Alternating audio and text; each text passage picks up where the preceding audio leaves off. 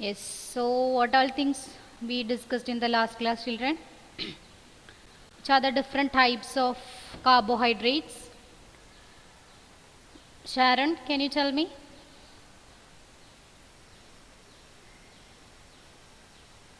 Monosaccharides, Yeah. polysaccharide, and oligosaccharide. Yes, monosaccharides, oligosaccharides, and polysaccharides. Then which are the different types of oligosaccharides, Naurin? Disaccharides, trisaccharides, and tetrasaccharides. Okay, tetrasaccharides.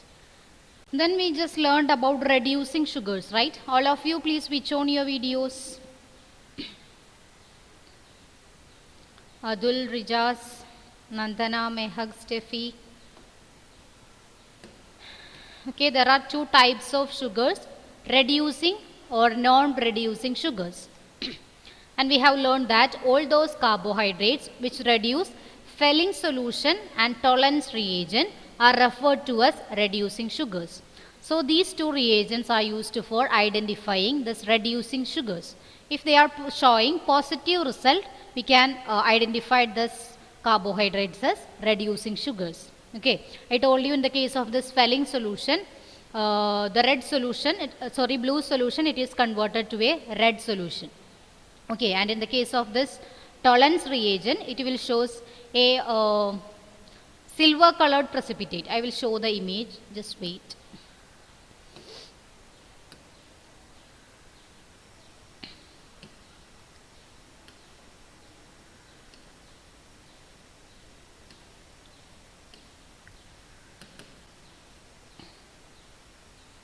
This is screen visible, children?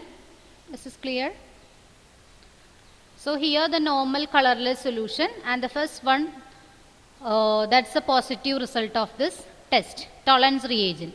So here it is also known as silver mirror test because the product obtained, that's in silver color. It looks like a mirror. That's it. Okay. So first one, that shows the positive result for this Tollens reagent, and the second one, that's negative result. That means it's colorless solution, and the first one, that silver mirror product is formed. This is clear? Yes, ma'am. Okay.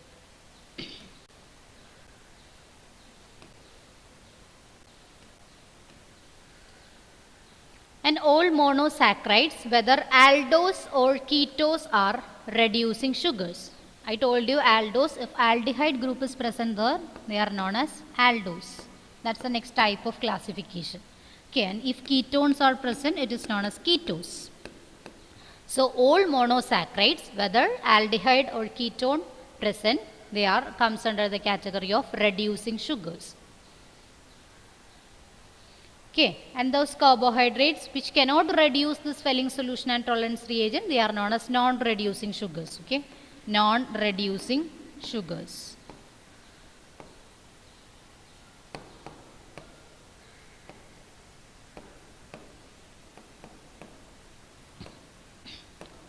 Does not. Yeah, Achut? Can you say the definition of non-reducing sugars?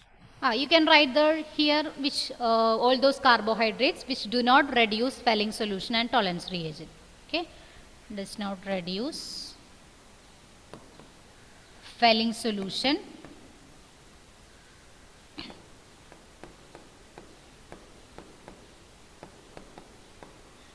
and Tollens reagent.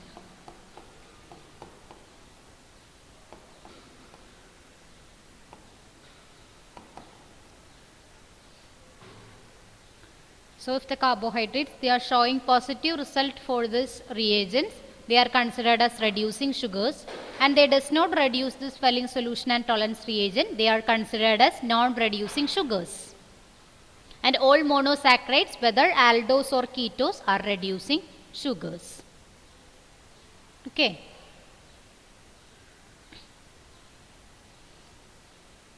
So this is another type of classification among the sugars. They are classified as reducing sugars and non-reducing sugars. And can you tell me among this monosaccharides, then oligosaccharides and polysaccharides, which one is considered as sugar? Which all groups? Yes. Vidur, can you tell me? Yes, ma'am.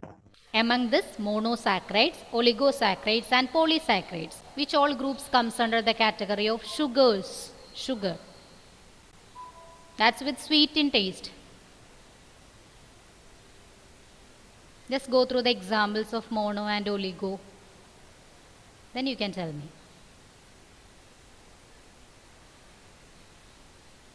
Mono.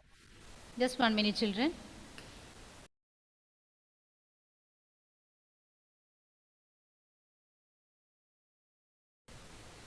Okay, yeah, Vidur. Mono.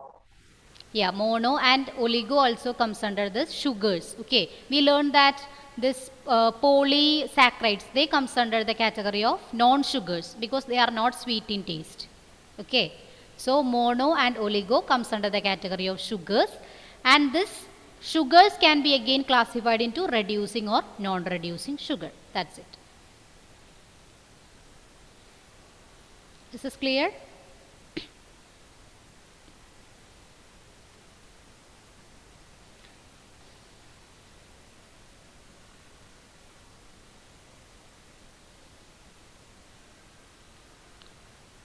And one more thing to share, from 1:30 to 2 onwards, there will be power failure. So if, Achyut smiling. So if there is any class, I will inform in the group. Okay. Okay, that's it.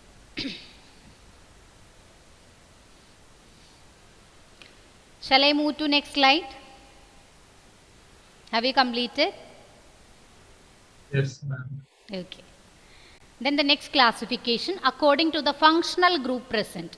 Okay, according to the functional group present, we can able to classify this carbohydrates into two types. First one is aldose and the second one is ketose. Aldose and ketose.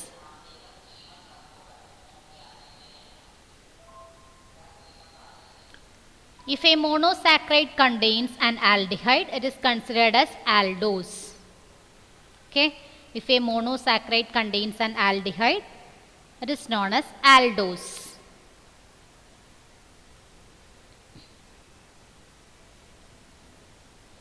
And depending upon the number of carbon atom, we can write its names aldotriose. Okay, it is normally aldose. Then if 3 carbon atoms are there, it is aldotriose. Okay, aldotriose. 3, right? Then aldotetrose. If 4 carbon atoms are there, it is aldotetrose. Then if 5 carbon atoms are there, it is aldopentose. Then 6, it is aldohexose, like that. Then in the same way, yeah, any doubt? Can you repeat it again? Yes. If aldehyde is present in that carbohydrate group, it is commonly known as aldose. Okay, that's its common name. And if 3 carbon atoms are there, it is aldotriose. Tri for 3. Okay. Normally it is aldose. If 3 carbon atoms are there, it is aldotriose. And if 4 carbon atoms are there, it is aldotetrose. Tetra for 4, right? Like that. Aldopentose stands for 5. Then aldohexose for 6. Then similarly the ketose. That means if monosaccharide contains a ketone group, I told you CO group, that is ketone, and aldehyde, that is CHO group.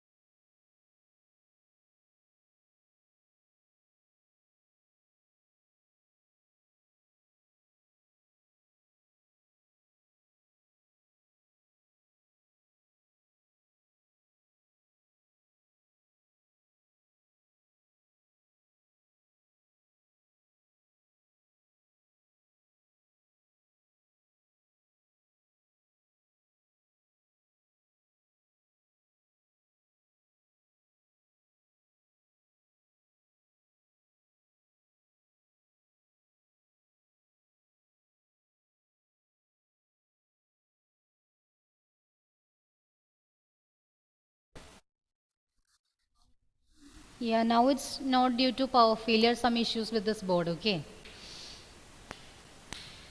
Okay, just 1 minute. So which are the two types of carbohydrates depending upon the functional group present there? Can you tell me? Dia?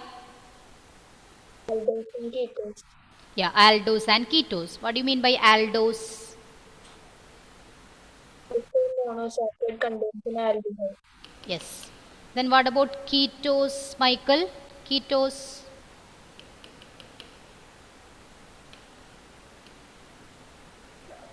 A monosaccharide contains a ketone. Yes. If a monosaccharide contains ketone, it is known as ketose group. So, in the case of this ketose group, it can also write as ketotriose, ketotetrose, ketopendose, ketohexose, depending upon the number of carbon atom present there. If it is 3, ketotriose. If it is 4, ketotetrose. If it is 5, ketopendose, like that. Aldohexose means 6, right? Yes, yes. 6. Mono for 1, then di for 2, tri for 3, tetra for 4, penta for 5, hexa for 6, hepta for 7, octa for 8, then non for 9, dec for 10. That you will learn in the organic chemistry chapters, okay, for the naming of such compounds. So these are two types of carbohydrates depending upon the functional group present.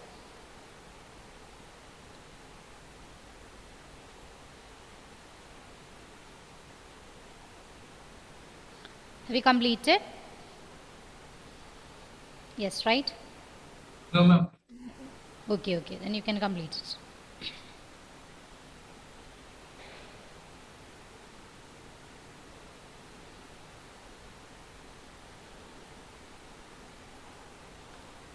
Then from this chapter we are going to discuss only about monosaccharides. Other two portions, that means oligosaccharides and polysaccharides, that's deleted.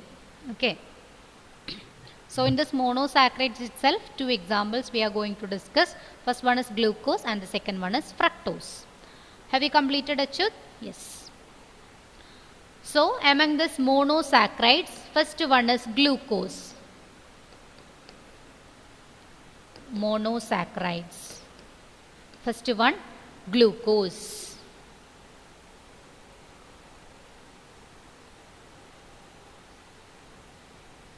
First one is glucose.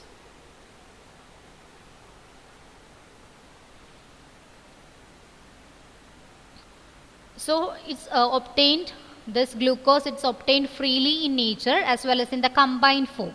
Okay, both forms are available. It can exist in free state and in combined state. And the major source of this glucose, it is present in sweet fruits and honey. And this ripe grapes also contains glucose in large amounts. These are certain natural sources of glucose. Okay, present in sweet fruits and honey.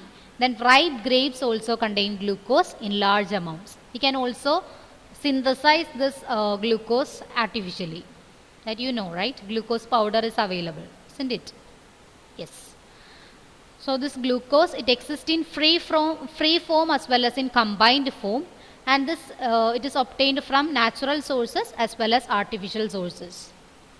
So the examples for this natural sources, it is present in sweet fruits and honey.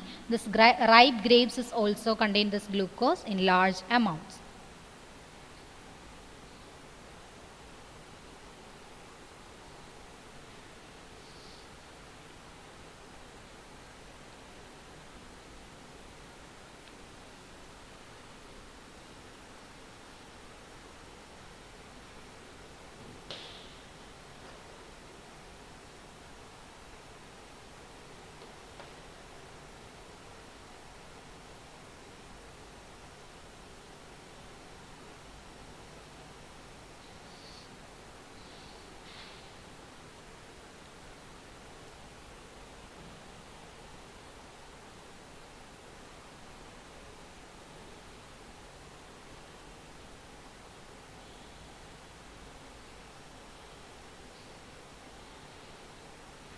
Have you completed? Yes, ma'am. Okay. Then there are two important methods for the preparation of this glucose. Okay. Two important